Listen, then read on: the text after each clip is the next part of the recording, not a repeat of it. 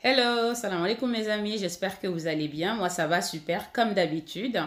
Aujourd'hui je vous propose de réaliser une soupe de boulettes de poisson de mon pays natal qui est la Guinée-Conakry. Donc sans plus tarder, je vous demande de me suivre comme d'habitude dans ma cuisine. C'est parti, let's go!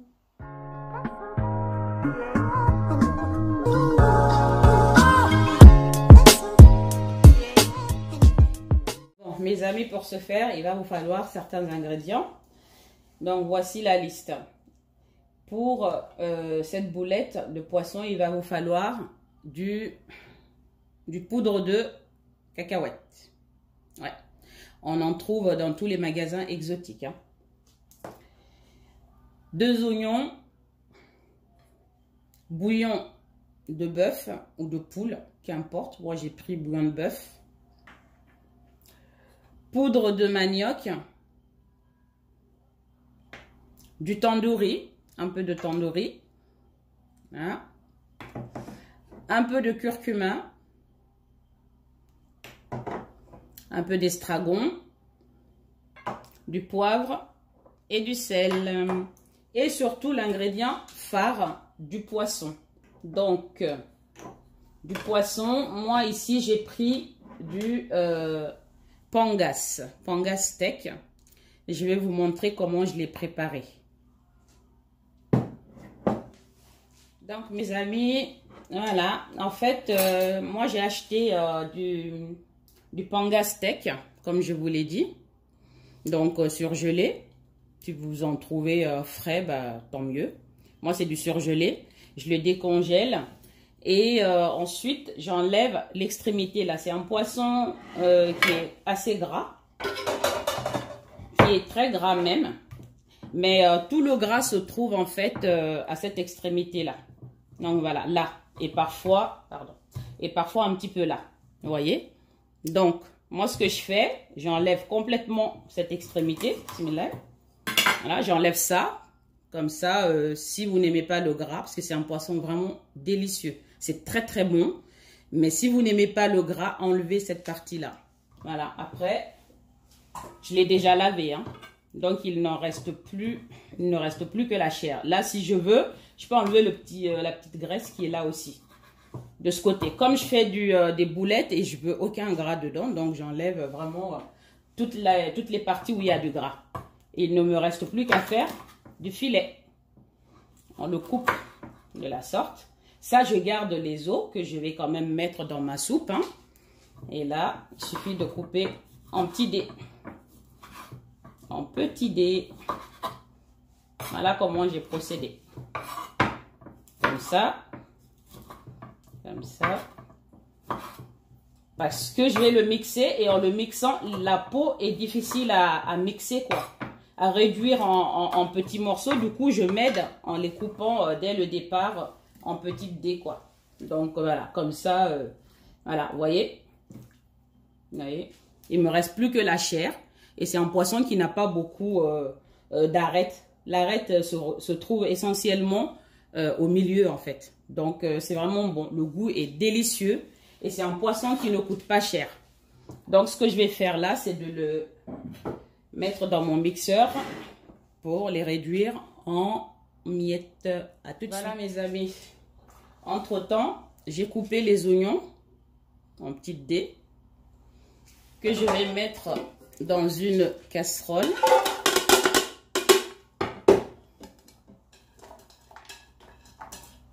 Je mets ça dans la casserole. Je mets également les arêtes que j'ai coupées. Voilà. Tous les arêtes. Voilà, il n'y en a plus. Et maintenant, je vais passer au mixage du poisson, de la chair. Notre blender. Bismillah.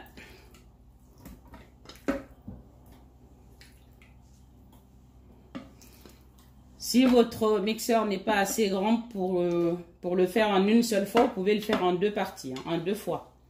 Moi, je vais tout mettre. Je pense que ça devrait aller. On met tout dedans. Ensuite, je vais mettre les poudres de manioc directement, sans plus tarder, hein. Et une petite partie du bouillon de poule ou de bœuf, hein. Une partie. Parce que l'autre partie va servir pour la sauce, en fait, pour la soupe. Là, il n'y a plus qu'à fermer. Voilà. Pas bien fermé. Voilà. Maintenant, c'est parti pour le mixage.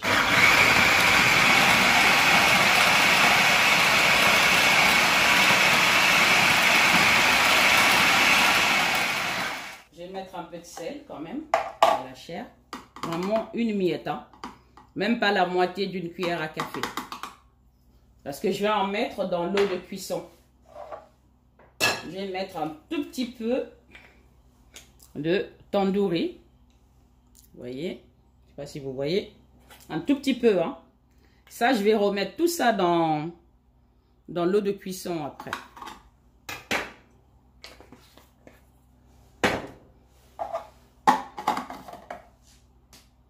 Vous avez besoin de le mixer en gros, même pas 2 minutes. Vraiment.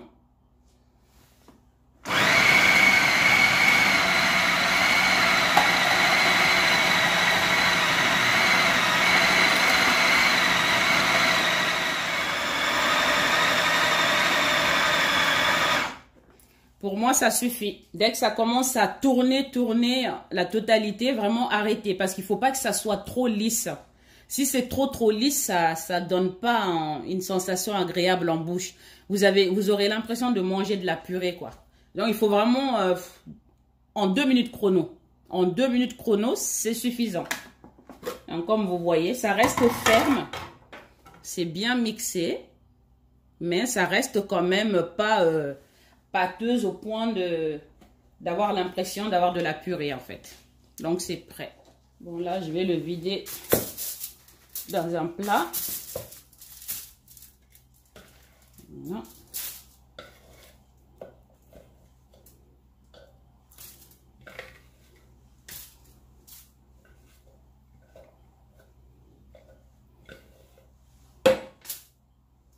Voilà. De faire des boulettes avec le poisson mixé, je vais ajouter de l'eau sur mes arêtes de poisson et l'oignon. Donc, bismillah. L'équivalent de 3 à 4 litres. Si vous voulez plus de soupe, eh bien, mettez plus d'eau, quoi. Moi, personnellement, c'est l'équivalent de 4 litres.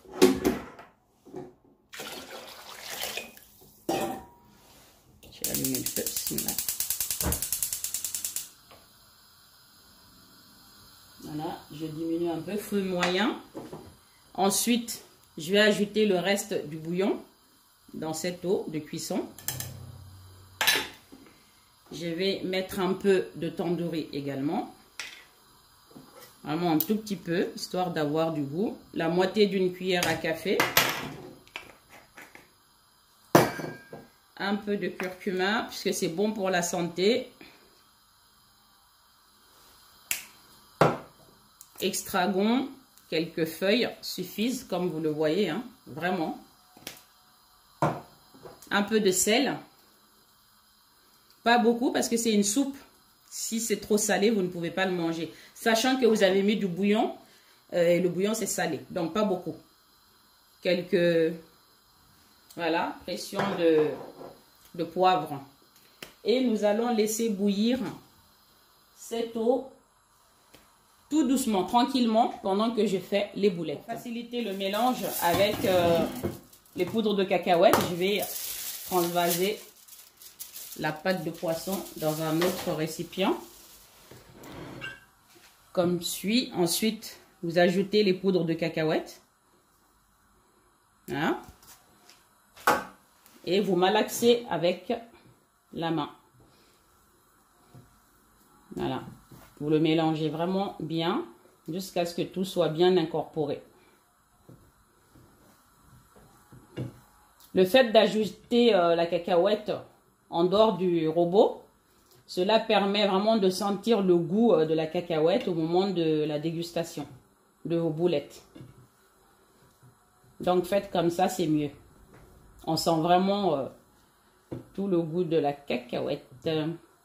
Et parfois même des petites graines de cacahuète. Et c'est une sensation vraiment très agréable.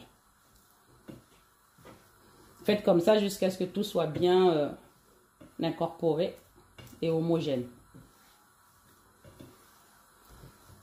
Voilà.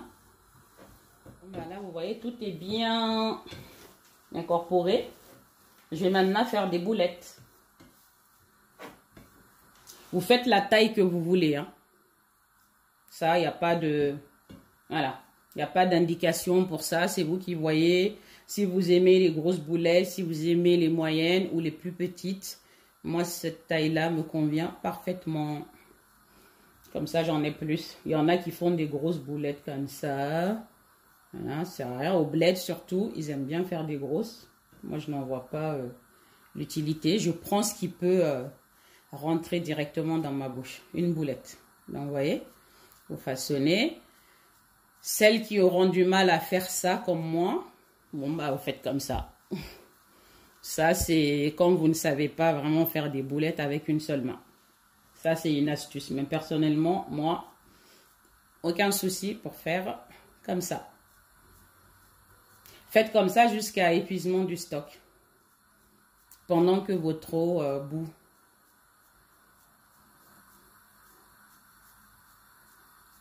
Quand ça colle à votre main, n'hésitez pas à tremper votre main dans un peu d'eau ou dans de l'huile. Un tout petit peu. Pour que ça ne colle pas. Parce que s'il y en a plein la main, vous aurez du mal à faire les boulettes. Hein. Et au passage, pour celles qui ont du mal, comme je l'ai dit, hop, les deux mains. Comme ça. Ça passe aussi.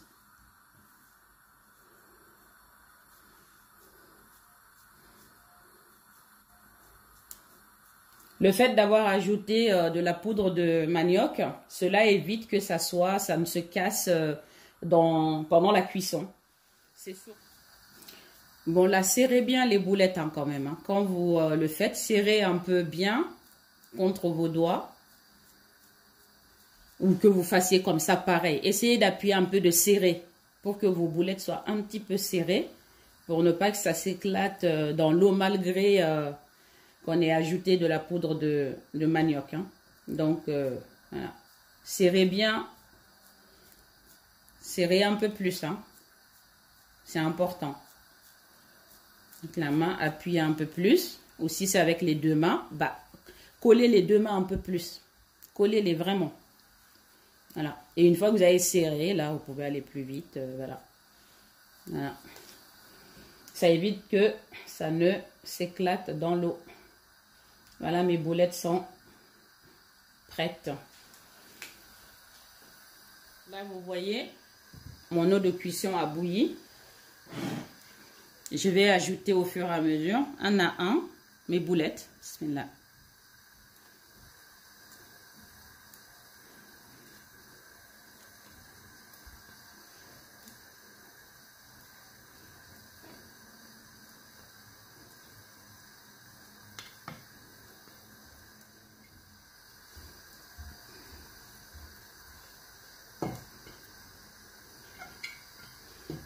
Voilà. Maintenant, je vais ajouter un chouïa de piment fort que j'ai fabriqué moi-même. Donc, j'ai acheté du piment frais, je l'ai séché, déshydraté quoi, et je l'ai moulu, mélangé avec un peu de poudre de tomate. C'est extra fort. Comme j'aime ça et que mes enfants aussi, je vais ajouter vraiment un tout petit peu. Ça, c'est optionnel, hein. Ceux et celles qui n'aiment pas le piment, ben, n'en mettez pas. Maintenant, je vais laisser cuire tranquillement pendant 30 à 40 minutes. 15 minutes que ça cuit. Donc, je vais juste faire ça. Vous voyez que les boulettes n'ont pas du tout éclaté. Et ils ont même gonflé un peu. Vous voyez, ça gonfle un petit peu et ça reste à la surface en gros. Voilà, vous goûtez un peu l'eau de cuisson. Et vous rectifiez si nécessaire. Hein. Mais vraiment, il ne faut pas qu'il y ait beaucoup de sel. Sinon, ça sera immangeable. Je vais le laisser encore cuire 10 minutes. 10 à 15 minutes. Voilà, nous arrivons à la fin de notre cuisson. Donc là, j'estime que c'est cuit au bout de 35 minutes de cuisson. C'est largement suffisant. Et l'eau a bien réduit, comme vous pouvez le constater. Nous allons essayer de vérifier la cuisson. Coupez là au milieu, voilà. Voilà, pour moi c'est cuit. Franchement, après ébullition des arêtes, des oignons, quand vous mettez les boulettes dedans, après ébullition, 30 minutes, franchement c'est top. C'est excellent. Ça sera parfait pour la cuisson. Maintenant, je vais ajouter un peu de jus de citron. C'est encore meilleur. Hop. Ça, c'est à votre convenance, hein, la quantité. Si vous l'aimez vraiment bien acide, mettez-en plus. Hein. Moi, j'aime bien. Donc, je n'hésite pas. Soit vous le mettez pendant ce temps-là, là, ou au moment de la dégustation. Quand vous vous servez, n'hésitez pas à mettre quelques gouttes de citron. Voilà, maintenant je vais éteindre le feu. Et on va passer à la dégustation. Voilà mes amis, c'est l'heure de la dégustation. Donc là, je les ai vidés dans 2 bols séparés. Hein, parce que je vais en conserver une partie au congélateur et l'autre au réfrigérateur pour le manger au fur et à mesure. Oui, parce que vous pouvez le congeler pendant des semaines et des semaines, hein, voire 1 mois, 2 mois, si c'est bien couvert hermétiquement. Voilà, au frigo, pareil, pendant 1 à 2 semaines, à condition que ça soit vraiment bien fermé, vraiment. Donc là, je vais goûter, hein.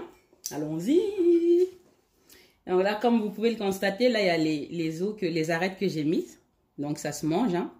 Il y a de la chair dessus. C'est ça le plaisir, en fait, de cette soupe-là. Cette soupe au poisson, vous voyez, il n'y a aucun gras. Si je n'avais pas enlevé au départ les parties grasses, vous auriez vu plein d'huile de poisson. Même si l'huile de poisson est très bonne pour la santé, plein d'oméga 3. Mais bon, après, c'est pas agréable en bouche, quoi. Les boulettes trop grasses, c'est pas super. C'est pour ça que je les ai enlevées. Mais sinon, voilà, c'est pas néfaste pour la santé. Bien au contraire. Tout ce qui est gras du poisson est très bon pour la santé. Mais c'est pas agréable en goût, en bouche en tout cas. Donc voilà, je mets un peu de soupe. Tout à l'heure, j'ai mis le jus de citron dans la marmite. Vous pouvez le mettre à partir de là en fait.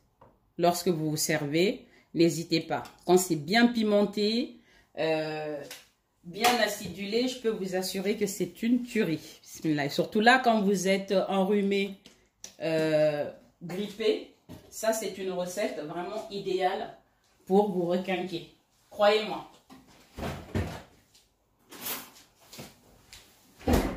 Donc, on va goûter. Goûter. Là, je vais laisser refroidir. Je ne le ferme pas encore complètement. Mais une fois que ça sera froid, je vais le fermer hermétiquement. Et ensuite, je mettrai une partie au réfrigérateur et l'autre au congélateur. Mais le plus important pour l'instant, c'est la dégustation. Allons-y. Donc, vous voyez là, c'est vraiment bien cuit.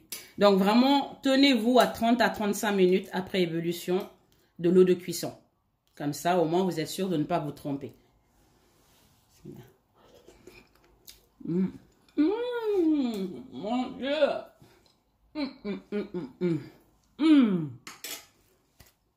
Bien que ça soit chaud, c'est une tuerie. Je vous jure, avec le goût du citron. Pure merveille. Pure merveille. J'aime trop cette soupe de poisson. Et vous remarquerez que c'est vraiment très moins cher. Pas beaucoup d'ingrédients. Juste des oignons, de l'eau et un peu d'épices. Et le tour est joué. Vous avez vu là, les arêtes, j'ai enlevé la chair. Donc ça se mange. Voilà, ça se mange, les arêtes. Enfin, pas les arêtes, mais la chair qui est dessus. Voilà. Voilà, vous pouvez le mettre dans un bol, hein, parce que c'est pas agréable, c'est pas facile de le manger dans une assiette. Bon. Je m'arrête là pour l'instant. Vrai délice. Eh bien, merci encore de m'avoir suivi pour cette nouvelle recette. De m'être toujours fidèle. Et je vois que vous vous abonnez de plus en plus nombreux. Continuez ainsi, ça me fait plaisir. Car sans vous, la douce cuisine n'existerait pas. Donc là, je continue à me suivre. Continuez à partager mes liens à vos amis, à votre famille, à vos relations, collègues, etc. Et surtout, abonnez-vous, abonnez-vous, abonnez-vous. Sans oublier d'activer la cloche de notification pour ne rater aucune de mes recettes. Je vous dis à bientôt pour une nouvelle aventure culinaire avec la douce cuisine. Merci, ciao ciao, à bientôt.